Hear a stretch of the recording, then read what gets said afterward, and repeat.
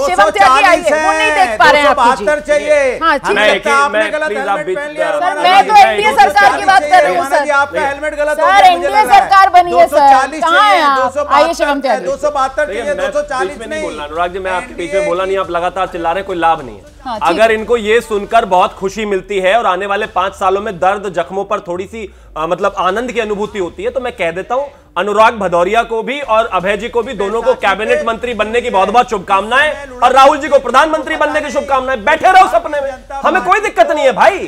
अगर 99 लेकर अभय दुबे जी को यह लगता है तो वो चुनाव जीत गए, शुभकामनाएं। अगर अनुराग जी को लगता है वो भी बन गए कैबिनेट मंत्री, तो शुभकामनाएं। हमारी 240 आई है और गठबंधन में आई है हमारी 292। और जहां तक बात बैसाखी की सवाल है, इस देश में अगर मैं बात करूं तो खासतौर पर 2004 में 145 थी और 2009 में 205। फिर तो वो तो बिल्कुल लंगड़ी नूली सरकार थी, बिल्कुल नकली सरकार थी, बिल्कुल बेकार सरकार थी। इस तर्क पे आप टिक ही नहीं सकते। इस देश में पिछले 35 साल में इतनी सीटें कोई लेकर आया ही नहीं अलावा भाजपा के। तो इस बात का कोई लॉजिक नहीं है। लेकिन खुश रहिए आप, आपको खुश रहना जरूरी है। अभय दुबे जी के पास चलते हैं। आने वाले 5 साल अभी तो काटने हैं। ठीक है, अभय जी को ले आइए मेरे साथ स्क्रीन पर। अभय जी को ले आइए मेरे साथ स्क्रीन पर। अभय जी मैं आपसे जानना चाहती हूँ सर, ये जो विपक्ष की तरफ से तर्क दिया जा रहा है सर, कई बार बड़ा बचकाना सा लग रहा है। सरकार बन गई है और विपक्ष अभी तक एक्सेप्ट ही नहीं कर पा रहा है कि भाई देश में एनडीए सरकार बन गई। आप लोग नहीं जी नहीं, हमने तो हरा दिया। हाँ सर बिल्कुल सही, 400 पार का नारा दिया था, 400 पार वाला नारा पूरा नहीं हुआ। लेकिन दूसरा फैक्ट ये भी है सर कि तीसरी बार नरेंद्र मोदी ने इस देश में प्रधानमंत्री पद की शपथ ले ली है। और अब यहां से आगे विपक्ष की रणनीति क्या है? स्पेसिफिकली उत्तर प्रदेश को लेकर मैं चर्चा कर रही हूं सर। अब यूपी यहां से किस ओर, आपको क्या लग रहा है, क्या तैयारी करेंगे? समाजवादी पार्टी के साथ ये गठबंधन जारी रहेगा?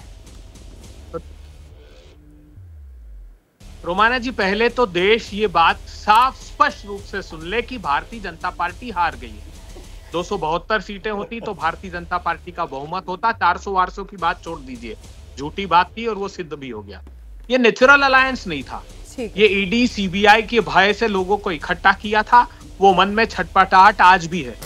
क्यों टीडीपी चाहती है? टीडीपी क्यों चाहती है कि वो या जेडीयू लोकसभा अध्यक्ष का पद ले?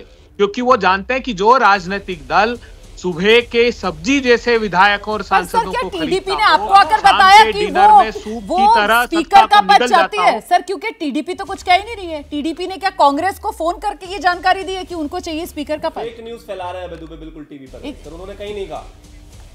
नहीं देखिए, एक बात साफ, मैंने कहा ना आपको कि इतिहास साक्षी है। जो अच्छी भली सरकारें संवैधानिक जिसको अभिमत हासिल था वो सरकारें गिरा दी मोदी जी ने। तो ये डर व्याप्त है समूचे देश में। नहीं अभय जी मैं ये सवाल आपसे इसलिए पूछ रही हूँ क्योंकि फाइनेंशियल टाइम्स में राहुल गांधी ने जो इंटरव्यू दिया, अपने उस इंटरव्यू में राहुल गांधी की तरफ से कहा गया कि साहब कुछ दल जो है वो हमारे संपर्क में। मतलब ये सर गीदड़ भपकियां हैं जो आप लोग इस एनडीए सरकार को दे रहे हैं। मतलब आप लोग इस सरकार को तलवार की नोक पर रखना चाहते हैं, क्या करना चाह रहे हैं आप लोग? और ये जीत और बीजेपी की एनडीए की सरकार आप लोग हजम क्यों नहीं कर पा रहे सर? ये हकीकत है। वो कहते हैं ना कि सोए हुए को जगाया जा सकता है, लेकिन जो जाग रहा है और सोने की एक्टिंग कर रहा है उसको तो नहीं जगा सकते। अब मैं आपको ये जानते बूझते तो नहीं एहसास करा सकती कि देश में बन गई सर एनडीए सरकार, बन गई, नरेंद्र मोदी बन गए सर, तीसरी बार देश के प्रधानमंत्री बन गए, इतिहास रच दिया सर उन्होंने। आइए आप और हम उस डिबेट में बैठेंगे साथ में जब ये बैसाखियों की सरकार को नकार दिया जाएगा और इन्हीं के सहयोगी दलों द्वारा नकार दिया जाएगा। आप याद रखिएगा ये बहुत कम समय तक सरकार चलेगी। ये अहंकार जो मोदी जी का है उसमें समावेशी सरकार का प्रावधान ही नहीं है। 10 साल के जो अहंकार आपने देखा, आपको क्या लगता है वो सहमति से चल सकती है सरकार? वो किसी की सहमति की प्रतीक्षा नहीं करते। मैं अरुण राजभर जी का रुख कर लेती हूँ सर। अरुण राजभर जी को लेकर आइए स्क्रीन पर। अरुण राजभर जी आप लोगों का तो एक्सपीरियंस रहा है ना, मतलब आप लोग पहले बीजेपी के साथ, फिर आप लोगों ने छोड़ा बीजेपी है ना, फिर आप लोग गए समाजवादी पार्टी के साथ, किसी अहंकार की वजह से गए थे क्या सर? आपका अनुभव क्या कहता है सर? ये अदला बदली का खेल आप लोगों ने इतना खेला है सर, बाकी जो सहयोगी दल है उनके लिए भी मामला खुला हुआ है, वो भी अदल बदल कर सकते हैं। रोमाना जी कांग्रेस और समाजवादी पार्टी इनके ही सपने देख रहे हैं प्रधानमंत्री बनने का, और ये प्रधानमंत्री बनने के लिए दिन में भी सपना देखते हैं और रात में भी सपना देखते हैं। जब सुबह देखते हैं, दोपहर में देखते हैं तो सोचते हैं कि हम तो 99 सीट पाए हैं 543 में, तो हमको तो जनता ने नकार दिया। हम तीसरी बार हैट्रिक लगाए हैं इसकी चर्चा नहीं है, हमने इतिहास बनाया है इसकी चर्चा नहीं है, ये बताया कि हम हार गए।